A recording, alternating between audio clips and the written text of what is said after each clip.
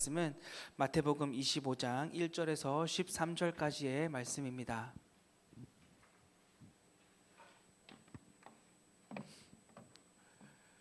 신약성경 마태복음 25장 1절에서 13절까지의 말씀입니다. 제가 가진 성경은 신약 43면에 있습니다. 마태복음 25장 1절에서 13절. 성경책이 있으신 분들은 가급적 다 찾아주시면 감사하겠습니다. 마태복음 25장 1절에서 13절, 우리 한 절씩 교독하고 마지막 13절은 한 목소리로 읽도록 하겠습니다. 제가 먼저 읽을게요. 그때 천국은 마치 등을 들고 신랑을 맞으러 나간 열 처녀와 같다 하리니, 미련한 자들은 등을 가지되 기름을 가지지 아니하고,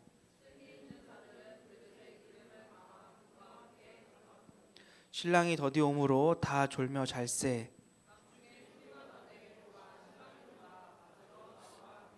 이에 그 처녀들이 다 일어나 등을 준비할세.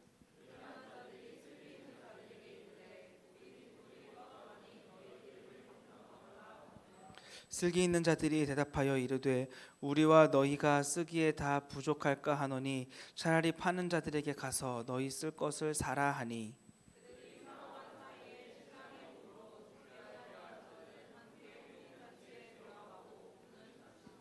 그 후에 남은 처녀들이 와서 이르되 주여 주여 우리에게 열어주소서.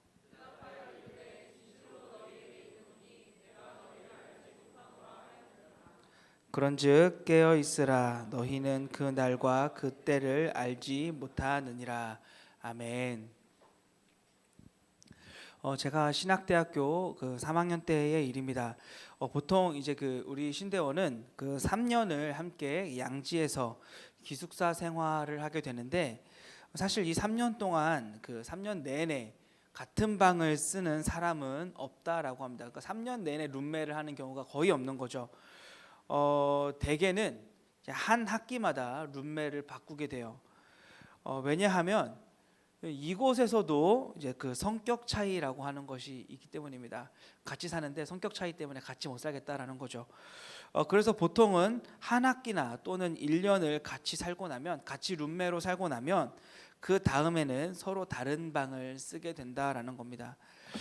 그런데 저와 또 저희 방 룸메들은 이 3년을 그냥 항상 같이 붙어 다녔어요. 그냥 신대원을 준비하면서부터 함께 동고동락을 했던 사람들인지라 우린 같이 공부하면서 우리는 죽어도 같이 죽고 살아도 같이 살자라고 하는 그런 암묵적인 약속을 서로 한 상태였기 때문에 서로 이렇게 좀 기분 나쁘게 하는 일들도 있었고 실망하게 하는 일들도 있었지만 절대로 떨어지지 않았습니다. 그런데 이제 이렇게 3년 동안 한 번도 떨어지지 않고 같은 방을 썼다라고 하는 게 이 신대원 안에서는 굉장히 희귀하게 여겨지니까 저희는 서로 좀 약속을 했어요. 우리 3학년 끝나기 전에 같이 좀 여행을 가자라고 해서 이 3학년 여름방학 때 모든 여름 사역들을 다 마치고 같이 대만으로 가기로 약속을 했습니다. 한 학기 내내 공부하는 중간에 공부가 피곤할 때면 저희는 티켓팅을 하면서 공부에 지친 피로들을 달랬고, 또는 공부에 또 피곤할 때면 같이 우리 대만 가면 여기 갈까 저기 갈까, 대만 가면 뭘 먹을까라고 하면서 여행의 계획들을 세우면서 공부의 피로를 풀 수 있었습니다. 그런데 이 여행에 있어서 가장 중요한 게 뭔지 아십니까? 여행에 있어서 가장 중요한 거. 인도네시아 단기 선교 같이 가실 분들은 아마 가시면 듣게 될 건데, 바로 누구랑 같이 가는지가 가장 중요합니다. 이 세 명이 여행 스타일이 서로 다 다른 거예요.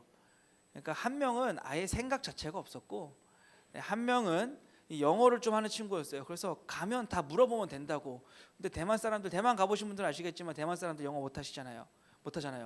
그러니까 영어를 해도 소용이 없는데 영어 할 줄 아니까 자기는 가서 물어보면 다 된다는 거예요. 저는 근데 먹으면 어디서 먹어야 되는지, 먹을 때 메뉴들은 어떻게 주문을 해야 되는지, 여행 장소에 갈 때 지하철역은 몇 번에서 타야지 내리자마자 바로 출구로 올라갈 수 있고, 이런 것들을 좀 꼼꼼하게 다 적어두는 편이어서 자연스럽게 이 여행의 주도권은 저에게 오게 되었습니다. 그래서 저 친구들은 그냥 형만 믿고 가면 되겠네, 형이 알아서 준비해 라고 하면서 모든 것들을 다 저한테 맡겨놨어요. 그리고 이제 그 여행에 가기 전에 이제 그냥 좀 이렇게 적당히, 그러니까 이제 좀 잘 알거나 아예 몰라야 되는데 좀 애매하게 아는 경우가 좀 이렇게, 그런 것들 흉내내다가 실패하잖아요. 이제 그럴 필요가 없는데, 저는 그 여권을 복사해 둬야 된다라고 하는 이제 그 얘기를 듣고 나서 여행 그 여권을 복사해 두기 위해서 제가 이 나머지 두 친구들의 여권까지도 제가 맡아두게 됐어요. 그래서 복사는 다 해놨는데 문제가 바로 여행 당일에 있었습니다.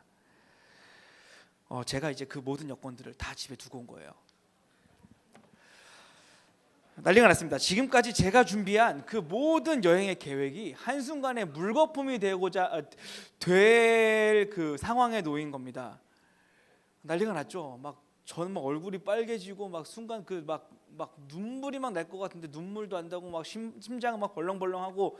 근데 이제 이 상황을 그 항공사 직원이 이제 알아채시고 어찌어찌 한번 자기가 방법을 마련해 보겠다라고 해서 저희가 예약했던 비행기는 못 타게 됐는데 좀 떨어져서 타야 됩니다. 그래서 제가 먼저 가고 그 다음에 다른 두 분이 타실 수밖에 없게 됐어요. 근데 그렇게라도 가시겠어요? 라고 물어보는 거예요. 그래서 저희가 너무 감사하죠. 그래서 그렇게라도 가겠습니다, 먼저 가서 기다리면 되죠 라고 해가지고 제가 먼저 타고 저는 먼저 대만에 도착을 했는데 그제서야 알았습니다.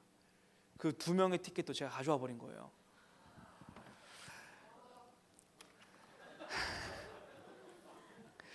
저는 이 여행을 위해서 정말 모든 것을 완벽하게 다 준비했지만 결국 제 실수로 그 여행은 망치게 된 겁니다. 전 또 그 죄책감 이런 거에 굉장히 이렇게 사로잡히는 사람이거든요. 그래서 저는 그 공항에서 그 티켓을 보고 펑펑 울면서 잠에서 깼습니다. 네, 무슨 말인지 알겠죠?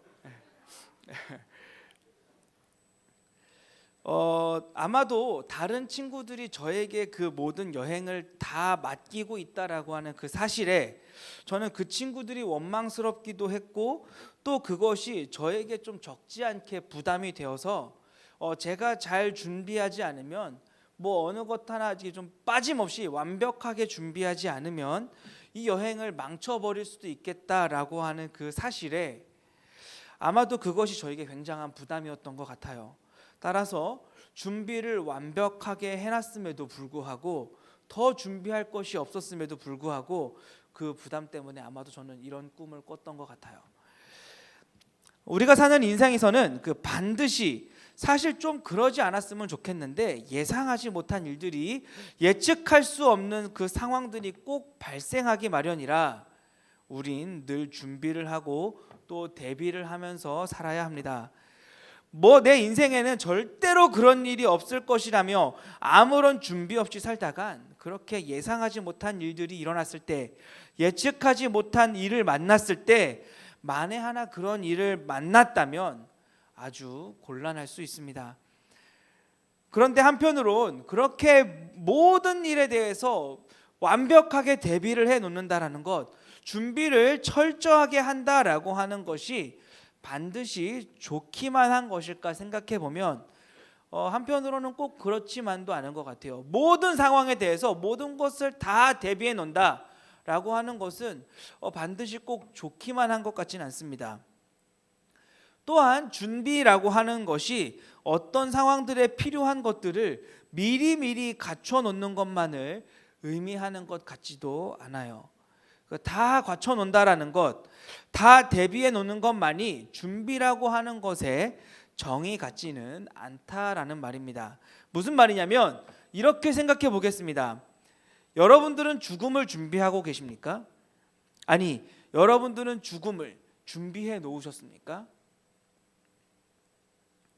이 죽음은 어떻게 준비를 해야 할까요? 지금 여러분들이 할 수 있는 이 죽음에 대한 준비 뭐가 있습니까? 이 죽음에 필요한 것이라면 자신이 묻혀야 할 장지도 필요하고 또 경우에 따라서는 유언도 필요한데 우린 반드시 죽기 때문에 여러분들도 저도 모두가 다 반드시 죽기 때문에 이 죽음을 준비하라 해서 매일매일 장지를 점검하고 돌보고 있고 구매를 해두고 준비를 해두고 또한 유언장을 매일매일 쓰면서 나의 죽음을 준비하는 것, 과연 이것을 죽음을 준비하는 것이라고 말할 수 있을까요? 당장에 죽을 것처럼 보이는 사람들에게라면 몰라도 물론 가는 데는 순서가 없겠지만 일반적으로는 아주 젊거나 또는 아주 건강한 사람들에겐 이 죽음을 준비하라고 해서 장지를 마련하고 있고 또한 유언장을 매일매일 써놓는 일들은 이렇게 모든 필요한 것들을 다 갖춰놓느라 시간과 청춘을 다 소비해버린다면 이것은 너무나 현실적이지도 않을 뿐더러 굉장한 낭비라는 말이죠. 우리 그리스도인들에게 있어서 죽음을 준비한다라고 하는 말의 의미는 어떤 것일까요? 아니, 그 질문의 방향을 좀 바꿔서 우리 그리스도인들은 어떻게 죽음을 준비해야 할까요? 어떻게 하는 것이 우리 그리스도인들에게 있어서 이 죽음을 대비한 가장 철저하게 죽음을 준비하는 것이라 할 수 있을까요? 아마도 그것은 과연 당신은 예수 그리스도를 구주로 영접하셨습니까? 당신은 지금 죽어도 천국에 들어갈 확신이 있으십니까? 당신은 지금 자신 있게 구원에 대해서 말할 수 있습니까? 아마도 이 질문에 대한 답이, 이 질문에 대한 자신의 그 대답이 우리 그리스도인들에게 이 죽음에 대한 가장 현실적인 준비가 될 것이라 생각합니다. 여러분들은 정말 지금 죽어도 천국에 갈 준비가 되어 있으십니까? 여러분들은 지금 이 구원에 대해서 자신 있게 말할 수 있습니까? 네, 그것이 아마도 우리 크리스찬들에게는 가장 완벽한 죽음에 대한 준비가 아닐까 생각합니다. 그러나 난 믿는다고 하나님이 다 알아서 하시는 것이고 예수님이 다 알아서 하신 문제니까 나는 그 사실을 믿는다고, 난 그저 믿기만 하면 되는 것이고 나머지는 하나님이 전부 예수님이 알아서 하시는 것이라고 안심하고 있다간 그저 알고 그 사실에 동의하는 것에만 그치고 그것이 우리의 삶에 아무런 영향도 미치지 못한다면, 그것이 그 고백이 우리의 삶에 그 어떤 변화도 가져다 주지 못한다면 우린 우리의 그 마지막 때에 죽음 뒤에 굉장히 곤란할 수 있습니다. 믿기만 하면 모든 것이 해결된다라고 하는 그 사실에 그저 안심하고 있다간 그렇게 죽어서 다시 없을 그 한 번의 기회를 잃고 나면 여러분들은 정말 곤란할 수 있습니다. 이미 그 3주째 살펴보고 있지만 마태복음 24장에서부터 시작해서 25장까지의 말씀은 이 마지막 때를 준비해야 할 제자들을 일깨우시는 우리 예수님의 가르침을 담고 있는 말씀입니다. 지난주에도 말씀드렸지만 예수님께서는 제자들에게 마지막 날이 반드시 있으며 그때는 여기서도 저기서도 내가 그리스도라고 지금까지 없었던 환란이 있을 것이라 말씀하셨기 때문에, 그런데 그날이 반드시 있을 것이라고 말씀하셨기 때문에 제자들은 그런 예수님께 그날이 언제이며 어떻게 우리가 준비하면 되겠습니까? 라고 여쭈었습니다. 그래서 예수님께서는 그날이 언제인지 너희들 중에서는 아무도 모르지만 그날이 반드시 있을 것이기 때문에 준비해야 한다면서, 깨어 있어야 한다면서 4개의 비유를 말씀하셨습니다.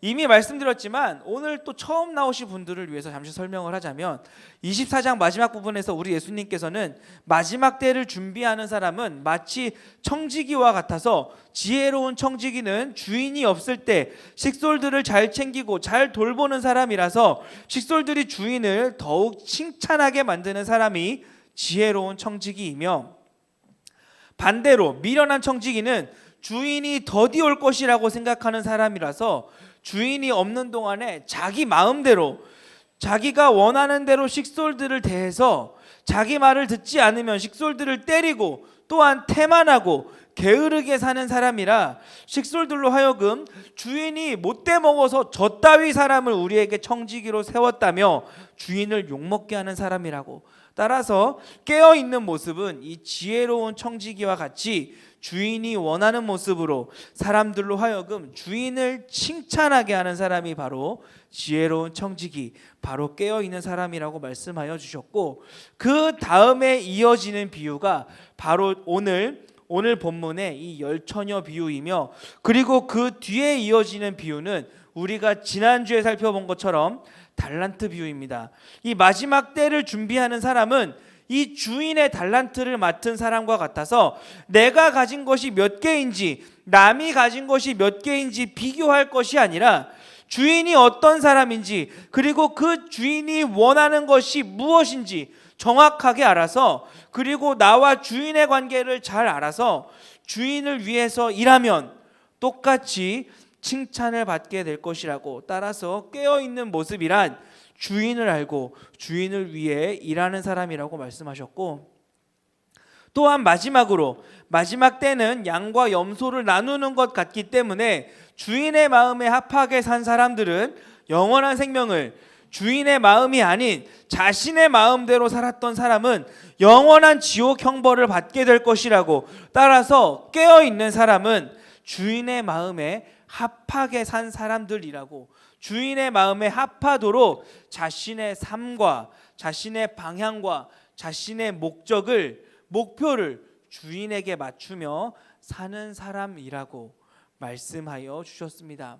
말만 믿는다 하는 것이 아니라 그 주인이신 하나님을 위하여서 나의 삶을 바꾸는 것이 바로 마지막 때를 준비하는 깨어있는 모습이라고 말씀하여 주셨습니다. 서로 다른 비유이지만 이 네 가지 비유들은 몇 가지 공통점을 가지고 있어요. 첫 번째로는 바로 우리의 인생이 죽음이 끝이 아니라는 겁니다. 이 죽음으로 모든 것이 끝나서 사라져버리는 것이 아니라 죽은 후에는 그 살았을 때의 삶을 계산해야 할 때가 반드시 있다라는 겁니다. 살았을 때의 삶이 어떠했는지 누군가에 의해서 그 삶을 셈하게 될 것이라는 것입니다. 또한 두 번째로는 그런데 그 삶을 마감하는 것, 인생의 마지막이 예고가 되어 있는 것이 아니라 언제가 마지막 날이다라고 예고가 되어 있는 것이 아니라 갑자기 어느 누구도 알지 못할 때 갑자기 임한다라는 것입니다. 어느 누구도 준비되지 않았을 때 갑자기 임하게 된다라는 거예요. 어느 누구도 알지 못했을 때 갑자기 임하게 된다라는 거예요. 혹시 여러분들은 영화나 드라마에서 이 시한폭탄을 제거해야 하는 임무를 가진 주인공들을 아마 여러 차례 보셨으리라 생각합니다. 하나의 예를 들자면 가디언즈 오브 더 갤럭시 2를 생각해 보시면 그 영화를 보면 에고 행성에서 그 에고 행성의 그 뇌를 터뜨리기 위해서 로켓이 이 그루트에게 시한폭탄 설치 미션을 주게 됩니다. 그루트가 맡은 임무는 뭐예요? 버튼을 순서대로 첫 번째, 두 번째, 세 번째 누르는 건데 그루트는 어떻게 해요? I'm Groot 하면서 마지막 버튼만 딱 누르려고 하잖아요. 그루트는 자신의 임무가 차례대로 버튼을 누르는 것임에도 불구하고 너무나 해맑은 표정으로 설치하자마자 마지막 버튼을 딱 누르고 맙니다. 그리고는 어떻게 해요? 너무나 해맑은 표정으로 이제 막 뛰어나오는 것을 볼 수 있어요.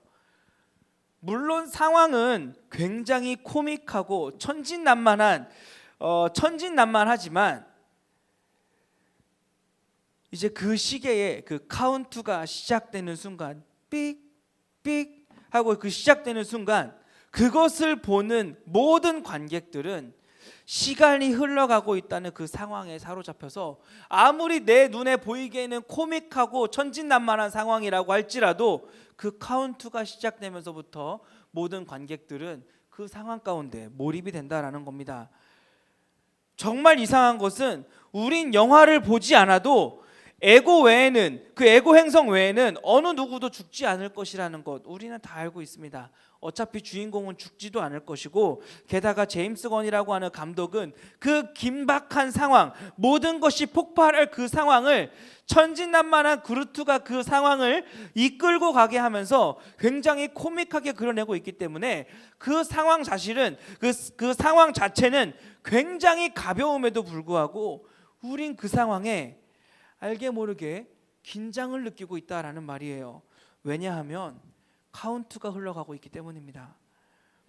아무리 그 상황이 가볍게 그려지고 있다 하더라도 그 상황은 어쨌거나 시간과의 그 싸움을 그리고 있기 때문에 천진난만하게 그려지고 있다고 해도 누구든지 그 상황에 몰입할 수밖에 없는 것입니다. 째깍째깍째깍 하는 그 소리가 들리기 시작하면 사람이라면 본능적으로 얼마 남지 않은 그 시간과 싸우게 되기 때문입니다. 우리가 언제 끝나는지 안다면 그 시간이 가까이 오면 올수록 마음은 급해지고 심장은 두근거리고 하는 그 이유, 바로 이 시간과 우리가 싸우고 있기 때문이에요. 눈이 어떠하든지 간에 그 시간과 우리가 싸우고 있기 때문입니다. 하지만 언젠가 끝날 줄은 알지만 그 끝을 알 수 없다면, 그 시간이 얼마 남았는지 알 수 없다면, 그냥 단순히 주인공이 그 미션을 해내느냐 못하느냐로 단순해진다면, 그렇다면 그때는 시간과 싸우는 것이 아니라 나 자신과 싸우는 것이 됩니다. 과연 내가 할 수 있느냐 없느냐, 그 싸움으로 싸움의 대상이 바뀌는 것입니다. 따라서 우리 사람의 인생은 끝이 있는 것은 알고 있지만 그 끝이 언제인지는 모르는, 따라서 그 사이에 내가 그것을 해낼 수 있느냐 없느냐의 싸움인 시간과의 싸움이 아니라 나 자신과의 싸움이 되는 것입니다. 따라서 이런 종말의 문제는 순간순간을 소중히 여겨야 하는 우리 마음의 문제가 되는 것입니다. 즉 자기의 문제인 것이고 내 자아의 문제인 것이에요. 정리하자면 언젠가 우리의 삶을 셈할 때가 반드시 있는데 그것이 언제인지 모르기 때문에 우리 인간은 어떻게 살 것인지 자기의 문제를 가지고 스스로 싸워야 한다라는 말입니다. 마지막으로 이 비유의 공통점은 천국의 가치관을 가지고 일상에서의 삶을 살아야 한다라는 겁니다. 예를 들자면 어떤 사람들은 이런 말을 합니다. 그냥 내 마음대로 살다가 예수님이 온다라고 하는 그 말을 듣고 그때 가서 예수님 믿으면 되는 거 아니냐, 예수님 오시기 직전에 그렇게 살겠다고, 어차피 구원받는 것은 똑같을 테니까, 결과는 똑같을 테니까 그때 가서 하겠다라고 말하는 사람들이 있습니다. 하지만 오늘 우리가 살펴본 이 네 가지 비유를 통해서 알 수 있는 것은 그것은 불가능하다라는 겁니다. 재림이 가까이 왔다고 해서 전도할 것이 아니고, 재림이 가까이 왔다고 해서 선교 더 할 것도 아니며, 재림이 가까이 왔다고 해서 안 믿던 사람들이 예수님의 이름을 부를 것이 아니라는 것이며, 또 그렇게도 할 수 없다라는 것, 우리는 오늘의 본문들을 통해서 알 수 있습니다. 왜 그때 가서 해도 소용없느냐? 바로 이 전도며 선교며 성경 공부든 봉사든 그러한 신앙생활들은 우리의 부르심 때문에 하는 것이지, 우리의 소명 때문에 하는 것이지 종말 때문에 하는 것이 아니기 때문입니다. 구원받기 위해서 하는 것이 아니기 때문입니다.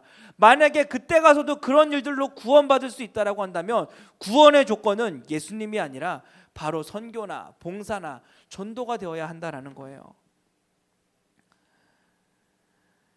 종말은 의식하고 사는 것이지 어떤 거를 얻어내고 자격들을 따내기 위해서 하는 것이 아니기 때문입니다. 또한 이 종말을 의식하고 사는 모습이란 조금 더 쉽게 말하면 하나님을 의식하고 사는 모습이라고 할 수 있습니다. 과연 누가 하나님을 따낼 수 있을까요? 과연 누가 하나님을 자신의 어떤 노력으로 얻어낼 수 있을까요? 그저 우리가 합하게 사는 것 아니겠습니까? 따라서 종말을 의식하며 우리 하나님의 마음에, 우리 주인 되신 하나님의 마음에 합하게 사는 것, 하나님을 의식하며 하나님 마음에 합하게 사는 것, 그것이 이 마지막 때를 준비하는 우리가 가져야 할 바로 깨어있는 모습이다라는 것입니다.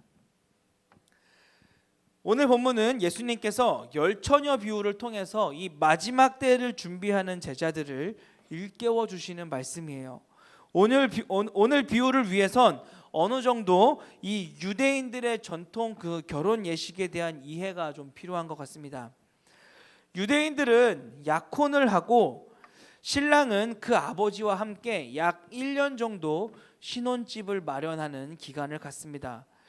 보통은 그 기간 동안 그렇게 집을 새롭게 짓습니다. 이렇게 신랑이 약혼을 하고 집을 짓고 있는 동안 신부는 뭘 할까요?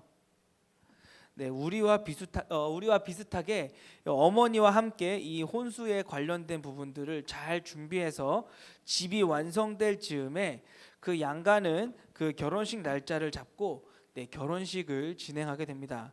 그럼 신부는 결혼식 날이 되면 먼저 신혼집에 들어가 있고, 신랑은 뭘 하느냐? 이 결혼식 날 아침부터 이 마을에 있는 어르신들과 또한 친척들 그리고 친구들을 만나면서 인사를 하러 다녀요. 따라서 결혼식은 오늘 본문에서처럼 늦은 밤에 진행될 수밖에 없는 것입니다. 신랑이 더디 와서 신랑이 딴 데 갔다가 와서 이렇게 늦은 밤에 시작되는 게 아니라, 원래 유대인들의 결혼식은 아침이나 오후에 하는 게 아니라 늦은 시간에 한다라는 거예요. 이렇게 신랑이 모든 인사를 마치면 그제야 신부의 친구들의 도움을 받아서 신혼집으로 결혼식을 하러 가게 됩니다. 여기서 말하는 이 신부의 친구들이 바로 오늘 본문에 나오는 열처녀라고 할 수 있습니다. 이들의 임무는 이 늦은 밤 신랑이 무사히 신혼집에 들어갈 수 있도록 그 신랑의 밤길을 환하게 비춰주는 거예요. 다른 초대받은 사람들이야 이 신혼집에 예복을 입고 가면 되지만, 이 열처녀들이 이 결혼식에 참여할 수 있는 방법, 이 결혼식에서 신랑 신부와 그 즐거움을 나눌 수 있는 방법은, 그 즐거움에 동참할 수 있는 유일한 방법은 바로 이 신랑이 오는 길을 환하게 비춰주는 것입니다. 그것이 자신들이 결혼식에 맡은 임무예요. 그것을 하지 않는다면 이 결혼식에 동참할 수 있는 방법은 없어지는 겁니다. 이런 배경 속에서 예수님께서는 열처녀 비유를 말씀해 주셨어요. 예수님께서 말씀하시길 5명의 처녀는 슬기로운 처녀들이고 다른 5명의 처녀는 미련하다라고 말씀하셨습니다. 어떤 처녀들은 슬기롭다라고 말하고 어떤 처녀들은 미련하다 말하는 그 기준은 바로 기름을 준비했냐 안 했냐예요. 슬기로운 처녀들은 기름을 준비해서 슬기롭다 하셨고, 미련한 처녀들은 기름을 준비하지 않았기 때문에 미련하다 하셨습니다. 이 5명의 처녀는 기름을 준비하지 않았어요. 정확히 말하자면 신랑을 이 신혼집까지 인도하기에 충분한 양의 기름을 준비하지 않았습니다. 그런데 여러분들은 이 5명의 처녀들이 이해가 되십니까? 이들이 맡은 일은 오직 신랑의 밤길을 비춰주는, 이 등불을 비춰주는 일 하나예요. 어제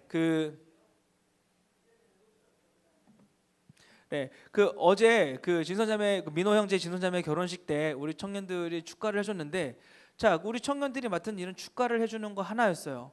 근데 그 하나를 하지 않았다라는 것, 여러분들은 그게 말이 된다고 생각하십니까? 그런데 오늘 비유는 이 말도 안 되는 일이 1명, 2명도 아니라 절반의 수, 그러니까 10명 중 5명이나 그러했다라고 말씀하십니다. 그러니까 우리가 여기서 알 수 있는 한 가지는, 마지막 때에 가면 이렇게 준비되지 않은 사람들이 흔할 것이다 라는 것을 우리는 알 수 있어요. 준비되지 않은 사람들이 1명, 2명 이렇게 소수가 아니라 절반이나 될 만큼 아주 흔하게 될 것이다 라는 겁니다. 흔하게 빠질 수 있는 오류라는 말이에요. 드디어 신랑이 모든 인사를 마치고 왔습니다. 따라서 열처녀가 이 신랑을 맞이할 준비를 했어요. 그런데 5명의 등불이 꺼져가고 있는 것입니다. 지금 가지고 있는 양이면, 내가 준비한 양이면 충분할 줄 알았는데 그게 아니었어요. 따라서 다른 5명의 처녀들에게 기름을 좀 나눠달라고, 함께 좀 나눠 쓰자고 했는데 그 5명의 처녀들은 하나같이 그럴 수 없다고, 오히려 함께 모자랄 수 있으니 근처에 파는 사람들에게 가서 사오는 것이 더 좋을 것 같다라고 말했습니다. 그래서 그 기름을 준비하지 못한 처녀들은 밖으로 가서 그 기름을 사서 돌아왔어요. 그 기름을 사서 돌아왔다라는 걸 보니까 그 늦은 시간에도 어디선가 팔긴 팔았던 것 같습니다. 그런데 문제는 무엇입니까? 바로 잔치집에 문이 닫혀버린 거예요. 문 좀 열어달라고, 우리도 등불을 맡았던 사람이라고 소리 질러도 신랑이 말하길, 난 너희를 도무지 알지 못한다고, 너희는 내 길을 비춰준 적이 없다라고 말하면서 그들을 들어오지 못하도록 했다라는 겁니다. 여러분들은 어떻게 생각하십니까? 이 나눌 수 없으니 사오라고 말하는 이 처녀들, 예수님께서는 이 처녀들을 슬기로운 처녀들이라고 하셨는데, 뭐 미리 준비한 것을 보니까 슬기로운 것 같긴 한데 참 인격으로는 못돼 먹지 않았습니까? 똑똑하긴 한데 성격은 참 나빠 보이지 않습니까? 너무 매장하잖아요. 일단 나중이야 어떻게 되든 간에 함께 가자고, 함께 나눠 쓰자고, 나중 일이야 나중에 같이 생각하면 되는 거니까 나눠 써야 맞는 것 아니겠습니까? 못 들어가면 안 되니까, 어느 누구도 못 들어가서는 안 되니까 같이 들어가야 하니까, 더군다나 그곳이 천국이라고 한다면 더욱 그러하니까 나눠야 맞는데, 오늘 비유의 슬기로운 처녀들은 그렇지 않다라는 거예요. 그리고 더욱 의아한 것은 이 비유를 듣는 사람들도 어찌 그것을 나누지 않느냐며 정죄하지 않고 있다라는 겁니다. 오히려 나누지 않는 것이 마땅하다고 이해를 하고 있어요. 자신의 임무를 다하지 않은 것에 대해서 그런 결과를 얻은 것을 매우 당연하게 여기고 있다라는 것입니다. 그러니까 무슨 말이냐면, 우린 이 사실에서 그 날이 되면, 뭐 죽을 날이 되거나 또는 우리 예수님께서 다시 오시는 그 재림의 날이 되면 그날에 가서 나누거나 또 그제야 준비를 하는 것은 불가능함을 말하고 있다라는 겁니다. 그날에 가서 선교를 하니, 그날에 가서 봉사를 하니 해봐야 소용없다라는 거예요. 그렇게 그날에 가서 준비할 수 없는, 나눌 수도 없고 서로 섬길 수도 없고 봉사할 수도 없는 그 날이 반드시 온다라는 것입니다. 그러니까 여러분, 놓칠 수 없는 이번 수련회 같이 갔으면 좋겠습니다.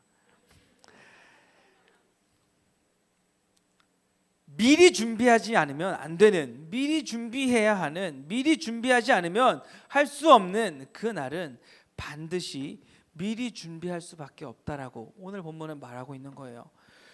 많은 사람들이 오늘 본문을 대하면서 이 처녀들이 기름을 준비하지 않았기 때문에 잔치에 들어가지 못했다며, 과연 기름이 무엇이냐, 기름이 무엇인지 알아야 우리도 잔치에 못 들어가는 일이 없을 것 아니냐라고 말합니다.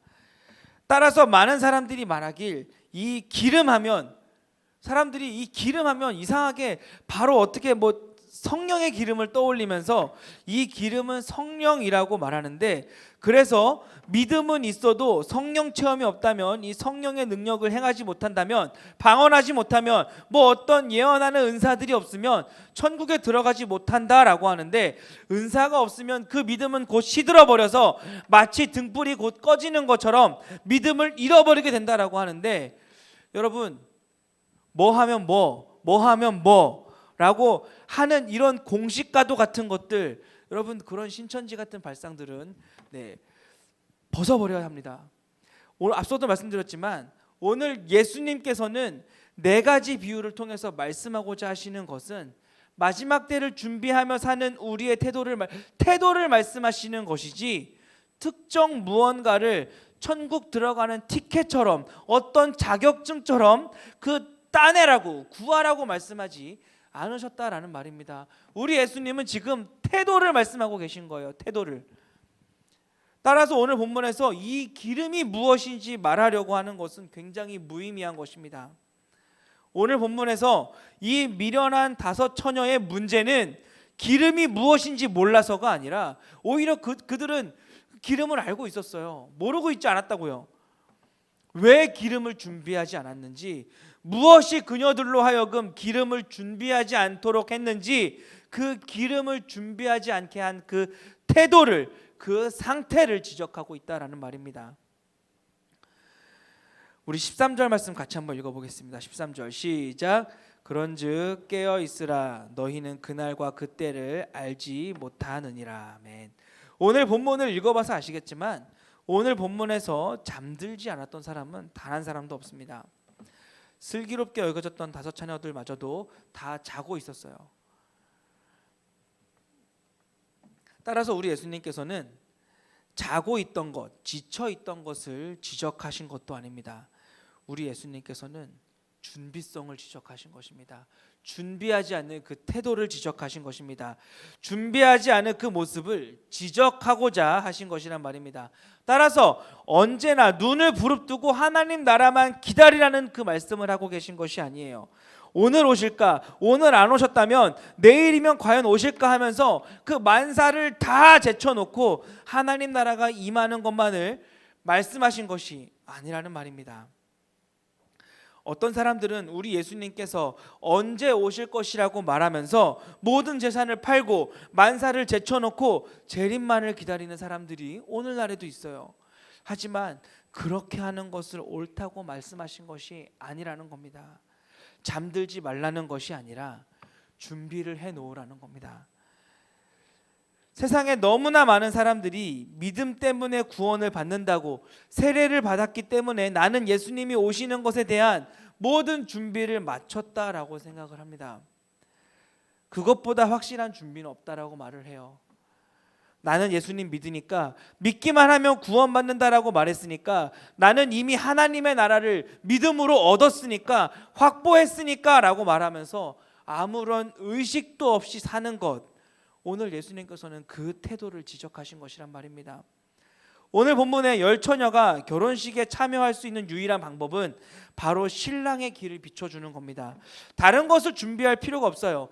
신랑이 원하는 것만 준비하면 되는 것입니다. 신랑이 원하는 일, 신랑이 맡긴 일에만, 또 그것만을 훌륭히 소화하면 되는 것입니다. 다른 것에 집중할 필요가 없어요.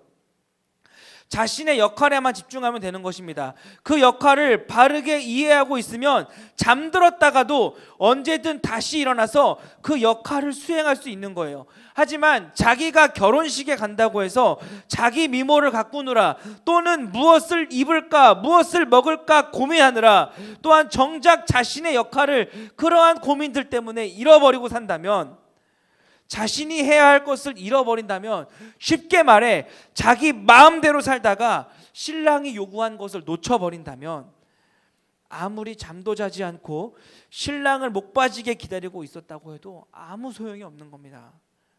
그때는 준비할 수 없는 거예요. 내가 얼마나 예쁜지 보라고, 내가 얼마나 예쁜 옷을 입었는지 보라고 해도, 나는 잔치집에 가서 먹을 생각에 며칠을 굶었다라고 말을 해도 신랑이 맡긴 일은 그것이 아니기 때문에 그 어떤 것도 소용이 없다라는 말입니다. 우리 예수님께서는 이 예수님께서 맡기신 일이 무엇인지 알고, 또 그것을 위해서 항상 애쓰라고, 언제 오실지 모르니까 그것은 그때 가서 준비한다 해서 되는 일이 아니기 때문에 항상 맡기신 일에 최선을 다하라 하셨는데, 오늘날 너무나도 많은 크리스천들은 믿었기 때문에, 믿으면 천국 간다라고 하는 그것으로 이미 하나님의 나라를 어떤 티켓을 끊어 놓은 것처럼 그 하나님의 나라를 그 소유하고 있다라고 하는 말에 그 아무런 의식도 없이 살아가고 있다라는 말입니다.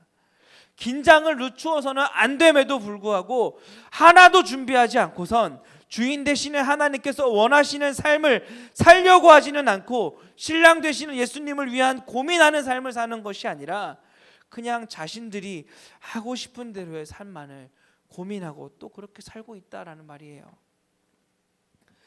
늘 하나님을 의식하고 사는 것, 늘 나에게 맡기신 사명들을 의식하고 사는 것, 긴장을 늦추지 않고 언제 오실지 그것을 준비하며 사는 것은 정말 어려운 일입니다. 그건 정말 말도 안 될 만큼 어려운 일입니다. 양리 모임을 하면서 우리 중 리더가 우리 리더 중에 한 명이 이런 말을 했었는데, 어떻게 늘 참아야 하냐, 어떻게 늘 견디며 살아야 하냐라고 할 만큼 그 일은 쉬운 일이 아닙니다. 하나님만을 의식하며 사는 거, 그거 결코 쉬운 일 아니에요. 그런데 우리 예수님 그 사실 모르지 않으십니다. 오늘 비유에서처럼 잠들게 될 때가 우린 다 있다라는 말이에요. 잠들 수밖에 없다라는 것, 우리의 연약함을 우리 예수님은 다 알고 계시다라는 말입니다.